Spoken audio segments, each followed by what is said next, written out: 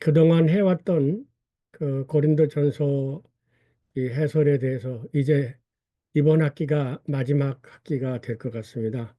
14장은 방언에 관한 장이라고 얘기하고요. 15장은 부활장입니다. 그래서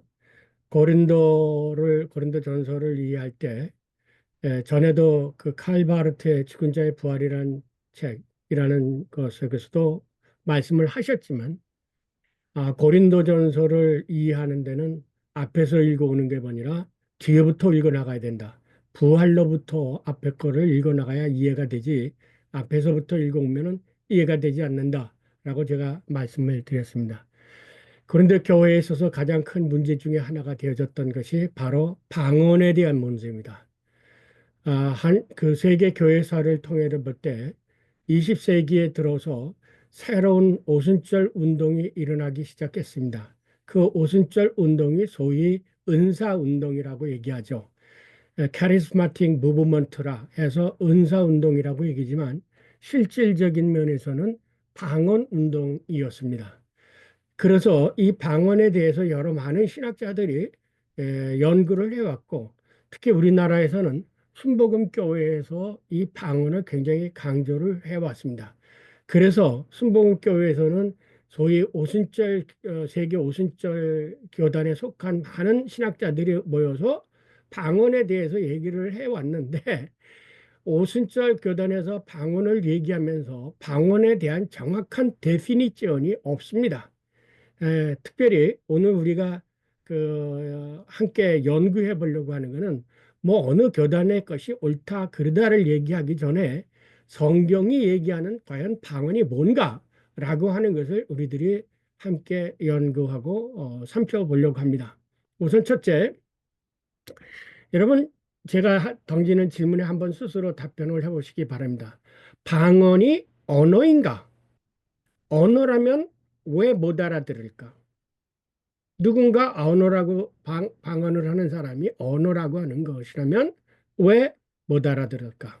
그 다음에 흔히들 사람들은 방언을 오순절에 있어서 방언 사건이라고 하는데 오순절에 여러 지파에서 왔던 여러 지방에서 왔던 사람들이 예수님의 제자들이 말하는 설교를 들었을 때 우리가 난 각 나라의 방언으로 지방의 언어로 들었다고 해요.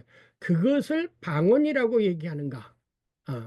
그래서 많은 사람들은 이 방언의 기원을 오순절 마가의 다락방이라고 생각하는데 사실은 그 오순 이제 살펴보겠지만 사도행전 2장을 가만히 읽어보면 거기에는 방언이라고 얘기하는 게 아니라 지방 언어라고 했습니다.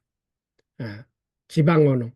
거기에 이제 헬라어 가운데에 그 언어라는 개념에 글로살이라는 말이 있고 그다음에 더 정확하게 우리들이 난 지방의 언어 이 지방의 언어라는 말로서 다르게 쓰여지고 있는 거죠. 그러나 이제 동의어로 언어라는 개념에서 쓰여지고 있고 그다음에 구약에서 찾아봤을 때 이 방어 라쇼라는 그 히브리어가 우리들이 지금 생각하고 있는 막연하게 생각하고 있는 그런 뭐 입으로 랄랄랄랄스모라스키데그레스테게나 뭐 이렇게 하는 그런 어떤 것이 방언이었던가라는 것이죠. 그래서 사실은 구약서부터 이 글로살이라는 단어의 히브리어 원어를 찾아볼 것 같으면 거의 부정적이에요. 거의 다 부정적이에요. 그 혀라고 하는. 그래서 이 글로살이라는 그 헬라어를 영어로 텅으로 번역하고 비유적으로는 우리가 다른 혀를 가졌다라고 해서 다른 언어다 그래가지고 언어라는 비유적인 의미로 사용되고 있을 뿐 교회에서 하고 있는 여러분 교회에서도 마찬가지예요.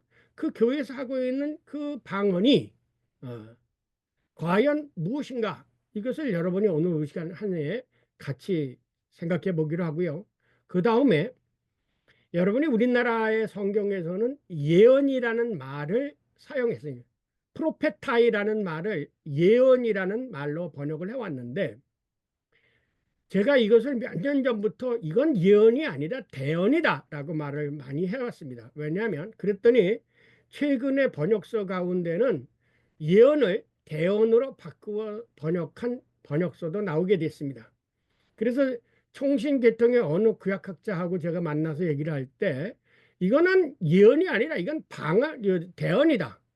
그래서 우리가 성경에 예언하기를 힘쓰라고 할 때 그 예언이 뭐 자기가 점쟁이처럼 미래에 일어날 사건을 얘기하는 게 아니라 구약에 얘기한 나비, 그래서 랍비라고 거기서 나오죠. 나비가 자기가 스스로 일어날 일을 예언한 사람이었느냐? 아니죠. 구약의 나비는 하나님이 말씀하신 것을 받아서 그냥 전하는 사람이었어요. 그래서 그거를 시간적으로 얘기하니까 영어로 번역할 때 프로페타이라고, 우리나라는 그것을 예언이라고, 한자어로 예언이라고 번역을 했지, 그것은 앞에서 얘기하는 자라서 소위 대통령이 할 얘기를 청와대 대변인이 얘기하듯이 대언자들이죠. 그러니까 우리가 지금 알고 있었던 구약의 예언자라고 하는 그 역할은 자기가, 한 인간 개인이 자기가 앞으로 일어날 사건을 얘기하는 그런 인간이 어디 있어요? 그건 점쟁이도 아니고. 구약에 나타나는 소위 예언서라고 하는 모든 것들이 다 대언서다. 하나님의 말씀을 받아서. 그래서 그 대언자들이 얘기를 할 때는 하나님의 말씀이 내게 임하였으니 여호와께서 이렇게 말씀하셨다. 코 아마르 야훼, 이렇게 말함으로 인해서 내가 말하는 것이, 이것이 내 얘기가 아니라 성령을 통해서 내가 하나님께 받은 얘기다. 그래서 코아마 야훼, 하나님께 여호와께서 이렇게 말씀하시다. 여호와께서 이르시되, 이렇게 사용을 해온 겁니다.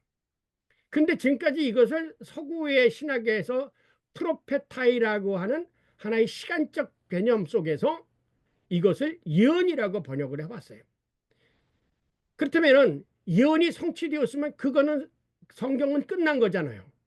예컨대 예수 그리스도가 태어날 것을 이사야서에서 예언했다. 그래서 처녀가 잉태하 아기를 낳아 예수 그리스도. 그러면 예수 그리스도를 통해서 아기가 낳은 것은 성취가 됐으니까 그러면 이사야서는 더 이상 이제 성경으로서 가치가 없는 거냐? 이런 결과를 낳게 되는 거죠. 제가 왜 그 히브리적 성경 이해를 지금 영어로 번역하고 다시금 개작을 하고 있는데, 왜냐하면 우리가 가지고 있는 서구 그리스 헬라의 인지 구조를 가지면요, 성경의 이해가 안 되는 게 굉장히 많습니다. 전에도 말씀드렸지만 이 프로페타이도 시간적으로 그거를 번역을 하니까 미리 일어날 사건을 얘기한 거라고 그렇게 이해를 한 거예요. 그러면 예언이 성취됐으면 구약은 다 없어져 버렸겠요? 그게 아니죠. 하나님의 말씀을 대언한 자예요. 여러분이 교회에서 설교를 하면 그게 예언입니까? 아니죠. 하나님의 말씀을 풀어서 대언하는 거죠. 그래서 이 용어를 좀 바꿔야 됩니다. 예언이 아니에요. 대언, 대언. 청와대 대변인, 뭐 민주당, 뭐 공화당 무슨 대변인 하듯이 하나님의 말씀을 받아서 대변하는 거죠. 그래서 오늘 이 방언과 예언이를 얘기할 때 언어, 터미놀로기, 그 개념상 우리가 깊이 먼저 구분해야 될 것이 방언과 예언이 아니라 방언과 대언이다. 그러면 방언도 뭐냐? 방언이라는 것이 언어냐? 아니면 소리냐? 아까 이것처럼 검은 거 얘기를 하고 할 때 이게 다 소리라고 얘기하잖아요. 응? 그리고 방언이라는 것을 은사 가운데 맨 마지막에 쳐주거든요. 마지막 은사, 제일 이 저가는 은사로. 다른 모든 성령의 은사들은 공동체를 위해서 서로를 위해 섬기기 위한 것이 그게 은사예요. 근데 방언은 다른 사람하고의 대화가 안 되죠. 교통이 안 되죠. 그래서 사도 바울도 방언을 맨 나중에 은사 가운데 제일 마지막에 차례를 놓고 있는 것이 겁니다. 그런데 한국에 있는 교회뿐만 아니라 외국에서도, 미국 같은 경우에서도 방언을 하면 마치 자기가 다른 사람보다 신령한 것처럼 생각하고 있다는 착각을 가지고 있어요. 이게 문제예요. 오히려 방언은요, 오늘 본문에 말하면 신앙이 없는 사람, 초신자, 기도할 줄을 모르는 사람, 이런 사람들에게 방언이 주어진 거예요. 근데 거꾸로 오늘날에서는 방언하는 게 마치 신적으로 자기가 영적으로 다른 사람들에게 특별히 뭐 선택받고 능력을 가진 사람처럼 착각하고 있는 것, 이것이 바로 그건 문제예요. 그렇다면 귀신을 들린 사람도 소리치면서 계속 얘기를 합니다. 중얼거려요. 그렇다면 귀신 들려서 중얼거리는 거와 성령 받아가지고 자기가 방언한다고 해서 남이 알아듣지도 못하고 자기가 말하는 것을 알지도 못하는 그 말을 중얼거리는 거, 이것이 교회 공동체 안에 무슨 유익이 있겠느냐라는 거죠. 그래서 오늘 사도 바울은 교회의 덕이 되는 거라. 교회에게 덕이 되지 않지 않느냐. 그러나 저는 이제 방언이라는 것을 보다 더 조금 긍정적으로 이해해 준다면, 긍정적으로 이해를 하려고 한다면 로마서 8장에 보면 성령께서 기도할 줄을 모르는 사람, 어떻게 기도할 줄을 해야 되는지 모르는 사람을 위해서 말할 수 없는 탄식으로 기도해 준다는 얘기가 있습니다.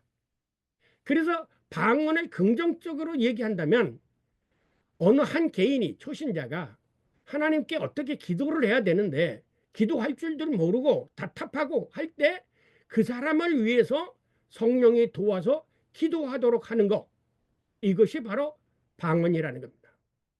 그래서 그 방언은 반드시 통역이 되어야 되는데 통역되지 않는 방언은 아무런 의미가 없고 오히려 개인적으로 신앙의 교만만, 마치 자기가 영적으로 기도하는 것을 자랑스럽게 생각하는 그러한 교만을 낳게 되는 그런 씨앗이 된다는 겁니다. 그래서 여기 14장 전체를 가져가지고 사도 바울이 방언이라는 주제, 그리고 대언이라는 주제, 이 두 주제를 가지고 14장을 기술해 나가고 있는 겁니다. 방언을 1만 마디를 해봐야 알아듣지 못하는 거, 또 자기가 방언 기도를 했는데 우리가 방언 기도가 끝나면 예수 그리스도 이름으로 기도합니다 그러면 아멘 하잖아요. 근데 그 방언 기도를 하게 되면 이게 아멘을 해야 될지 안 될지 그것도 모른다고요. 이게 이런 이것이 지금 기독교하고요 종교와의 차이점이 뭐냐면, 종교는 다 인디비두얼한 거예요. 하나님과 나와 개인적인 얘기를 해요. 근데 기독교는 개인을 통해서 공동체라는 거예요. 우리가 하나님의 나라에 가도 나 혼자가 하는 게 아니라 하나님 내 너로 여러 사람하고 같이 살잖아요. 그래서 교회 공동체, 특히 바울이 주장했던 것은 교회. 왜? 교회는 예수 그리스도 12장에 가면 예수 그리스도의 몸이잖아요. 그렇기 때문에 교회에서 중요성을 하고 교회의 덕을 세우고 교회의 유익함을 주는 것이었는데, 이 더 방언을 긍정적으로 생각해서 내가 하나님께 영적으로 기도한다고 하는 것이라 할지라도 그거는 개인 기도지 다른 사람에게 유익이 안 되잖아요. 그런데 왜 이것을 강조하고 있느냐라는 거예요. 그 밑바닥에는, 그것을 강조하는 것 밑바닥에는 하나의 어떤 이 남들이 알지 못하는 영적인 그 무언가, 영적인 것처럼 참 애매모호한 것 같죠. 그것을 함으로 인해서 내가 신앙적으로나 누구에게 보다 더 하나님 앞에 가까이 와 있거나 혹은 나는 특별히 구원 선택받은 사람이나 이런 어떤 신앙적 교만이 그 밑바닥에 자리 잡고 있지 않는가라고 의문을 제기할 수밖에 없다는 거예요. 주장하고자 하는 게 뭐냐면 1장에 사랑을 추구하며 신령한 것을 사모하되, 특히 여기 예언이라고 했지만 제가 있죠, 이거 대언이라고.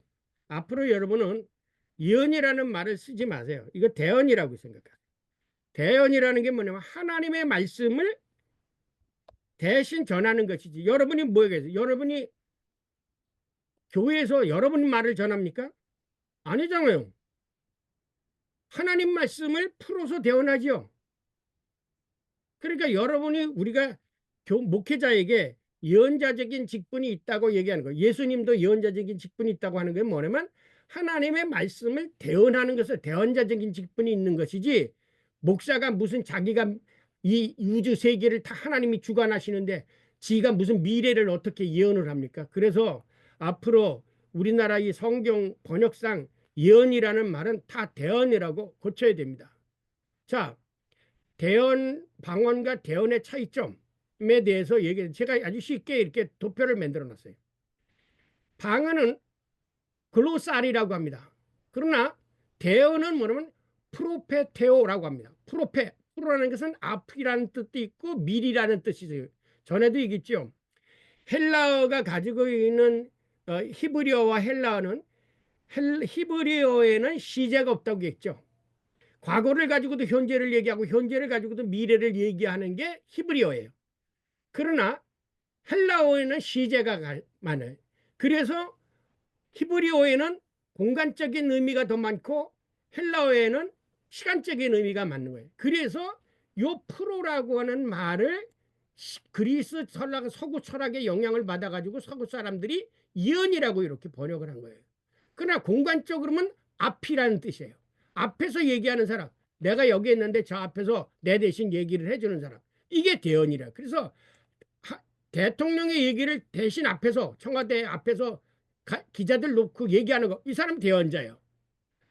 예언이라는 건 앞으로 일어날 사건을 얘기하는 거예요. 이게 다르다는 거예요. 그래서 우리말 성경에 앞으로 전반적으로 이 예언이라는 단어를 대언으로 다 바꿔 썼는데 여긴 혀로 소리 내는 것이 방언이에요. 여기는 대언자는 하나님의 말씀을 받아서 사람들에게 전하는 거예요. 이게 대언자하고 방언하기보다는 너희들은 대언하기를 힘쓰라 그런 게 있는 거죠. 그 다음에 방언은 이해할 수가 없어요. 다른 사람이 들을 수가 없어요. 이것이 그래서 저는 언어가 아니라는 거예요. 이게 언어라고 한다면 문법이 있어야 되고 주어 동사가 있어야 되고 이해할 수 있어야 돼. 그런데 이거는 전혀 이해할 수가 없는 소리예요. 그래서 제가 소리라고 얘기하는 것이 바로 혀로 내는 소리라는 거예요. 아까 검은 거 가지고 띵똥땡땡땡똥 이렇게 하듯이 검은 거가 내는 소리처럼 혀가 내는 소리, 이게 방언이에요. 우리가 이것을 번역해요. 이성적으로 이해를 할 수가 없습니다. 그러나 대어는 이성적으로 이해를 할 수가 있어요. 왜? 정식적으로 문법에 이해하고 언어기 때문에. 이거는 언어예요. 이거는 언어라고 얘기할 수가 없습니다. 그 다음에 성령의 은사 가운데로 말하지만 맨 마지막에 은사라고 얘기하고요. 그 다음에 여기는 성령 받은 자만이 대언을 할 수 있어요. 그래서 대언, 예언은 성령의 은사 가운데 중요한 것이죠. 그 다음에 이거는 자기가 하나님에게 얘기하는 거예요. 자기가 그냥 혼자 개인적으로. 이거는 하나님의 말씀을 받아서 사람들에게 말하는 거예요. 그러니까 사람이 알아들을 수 있죠. 그러니까 오순절 마가의 다락방에 일어났던 것은 사람들이 듣고 이해할 수 있었기 때문에 그거는 방언이 아니라 자기네 나라 말로 자기 지방 말로 들은 대언에 속한 것이죠. 사도신경을 다시 한번 보세요. 우리가 태어난 곳으로 들음이 어찌미냐 그랬죠. 한번 찾아보세요. 사도행전에 2장 한번 찾아보세요. 사도행전 2장에 보면 분명히 그들이 뭐라고 고백합니까? 2장 11절에 봐도 거기에 그레데인과 아라비아인들이라 우리가 다 우리의 각 방언으로 우리가 각 나라의 언어로 하나님의 큰일 말함을 듣는도다 하고 그 다음에 8절에도 보면 우리가 우리 각 사람이 난 곳 방언으로 이건 지방 언어를 얘기하는 거예요. 그러니까 외국어라도 볼 수도 있고요. 언어로 듣게 되면 이 사람은 들었잖아요. 이런 언어를. 그런데 들어서 깨달았어요. 근데 방언으로 얘기하는 거는 듣고도 무슨 소리인지는 몰라 다른 사람들이. 그래서 언어 체계가 불분명한 거예요. 그런데 오순절 마가의 다락방에는 각자가 난 언어로 들었기 때문에 언어체가 있게가 있고 깨달아 알아들었어요 사람들이. 그런데 여러분 교회에서 하는 방언한다는 여자들이나 남자들이 그 방언하는 거 여러분 알아들을 수 있어요? 못 알아듣잖아요. 그 다음에 4절에 있잖아요. 자기 덕을 그러기 때문에 방언하는 사람이 교만해져. 자기 덕을 세우기 위한 거야. 그러나 대언은 교회의 덕을 세우는 거예요. 여기는 못 알아듣기 때문에 통역을 못해. 여기는 알아들을 수 있는 언어기 때문에 통역을 할 수가 있잖아요. 그래서 통역이 안 되니까 소통이 불가능해. 여기는 대언이기 때문에 듣고 깨닫고 질문할 수 있고, 여기는 다른 교우들에게 하나 유익함이 없어. 다른 교회에게 유익하다 이거예요. 영적 방언 기도는, 방언 기도에는 뭐냐면 영적 기도라고 하지만 열매가 없어. 방언 기도하는 사람 가운데 신앙적 열매를 보았어요? 없어요. 그런데 하나님의 말씀을 듣고 전하는 사람은 깨달았기 때문에 회개도 하고 삶의 열매가 있어. 이게 다른 거예요. 바울은 결론이 겁니다. 그러나 교회에서 내가 남을 가르치기 위해서, 여러분이 그렇기 때문에 목사님들이 하나님의 말씀을 바로 깨달아서 대언을 해야 돼요. 하나님은 깨달은 마음으로 5마디 말하는 것이 1만 마디 방언으로 말하는 것보다 나으니라. 그리고 22절에는 그러므로 방언은 믿는 자들을 위한 것이 아니라, 이건 초신자들을 위한 거예요. 기도할 줄 모르니까. 믿는 자들을 위한 표적이나 대언은 믿지 아니하는 자들을 위하지 않고 믿는 자들을 위한 거다. 그러니까 믿지 아니하는 자들을 위한 표적이야. 아, 영적인 것이 있구나라는 것을 그냥 가르쳐 주는 것이지. 그리고 내가 어떻게 기도할지를 모를 때 안타깝게 하나님이 성령께서 우리를 도와서 대신 기도해 주시는 것이지, 그것이 무슨 결과가 있는 거냐, 소통이 있는 거냐, 아무것도 없어. 대신 대언은 깨달았고 질문도 생기고, 그래서 말씀을 듣고 믿는 자가 생기는 거예요. 그래서 하나님의 말씀을 전하게 되면 믿고 회개하고 세례를 받는 역사가 일어나지 않아요? 그런데 방언 듣고 세례를 받았다? 이런 사람 있어요? 성경에 어디 있어요? 방언 듣고 세례 받았다는 얘기? 이 방언이라는 것은 헬라어로 글로사, 이 글로사라는 일반적으로 혀를 가르쳐요. 그래서 우리나라 말로는 방언이라는데, 이 혀가 뭐냐면 혀가 달게 언어라는, 혹은 말로서 비유적으로 표현이 되겠어요. 그래서 고전 헬라어 문헌에는 첫째로 신체적 이 텅, 글로살이라는 말이면 짐승의 모든 혀를 글로살이라고 얘기해. 이거 호모에서 나온 거예요. 둘째로 비유로 혀가 뭐를 많으니까 말을 많이 하잖아요. 그래서 혀, 이 글로살이라는 말을 비유적으로는 말, 발언 능력, 말, 언어, 지방 사투리라고 되죠. 세 번째, 설명을 요하는 모호한 언어적을 표현할 때, 이해할 수 없는 언어가 할 때 이 글로살이라는 말을 써왔어요. 이게 헬라 전통, 그리스 전통 속에서 사용되어져 왔던 거예요. 그래서 본문에서 말하는 방언은 인간이 이성으로 이해할 수 있는 언어가 아니다. 방언은 언어가 아니다. 소리다. 그러니까 가야금이나 뭘 때 띵띵띵 소리야. 그것도 음계가 있어가지고 맞추면 노래가 되지만, 그냥 아무거나 툭툭툭툭 튀기면 그게 노래가 됩니까? 못 듣고도, 그 가야금 연주를 듣고도 감동이 안 되잖아요. 똑같아요. 이 혀를 가지고 문법적으로 의미가 담기는 단어를 하게 되면, 말을 하게 되면 다른 사람이 이해를 할 수 있는데, 이게 아까 가야금 치듯이 아무 음이나 퉁퉁퉁 튕기듯이 혀에서 나오는 것으로 아무 소리나 낸다고 해서 이게 언어가 되냐? 아니죠. 그러니까 아무리 방언을 하더라도 이성적으로 이해를 할 수가 없다는 거죠. 교회, 아까 말했어요. 교회에서 남을 가르치기 위해서 깨닫는 마음으로 5마디 하는 것도 못하다.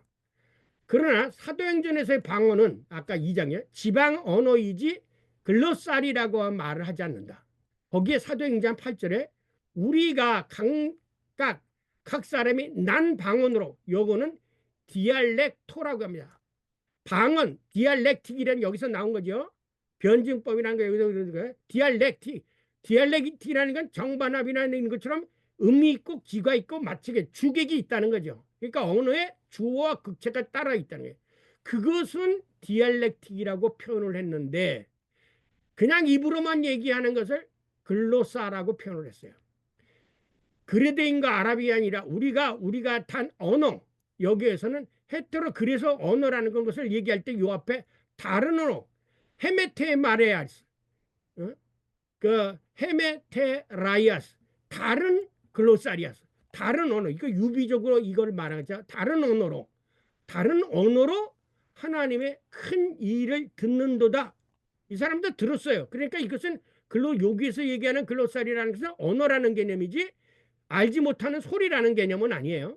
그러니까 이 사람들이 그것이 아까 우리가 얘기한 것처럼 소리같이 이해가 없고 단어가 없는 그런 것으로 이해했으면 이 사람들이 어떻게 하나님의 것을 알고 아멘하고 받아들였어요. 그러면서 뭐라 했습니까? 깨닫고 나서 우리가 어떻게 하면 구원을 받으려 하고 제자들한테 너희가 믿고서 이를 받으면 구원을 얻으리라 그랬잖아요. 이게 다르다는 거예요. 그러니까 방언은 언어가 아니다. 소리다. 혀로내는 소리다.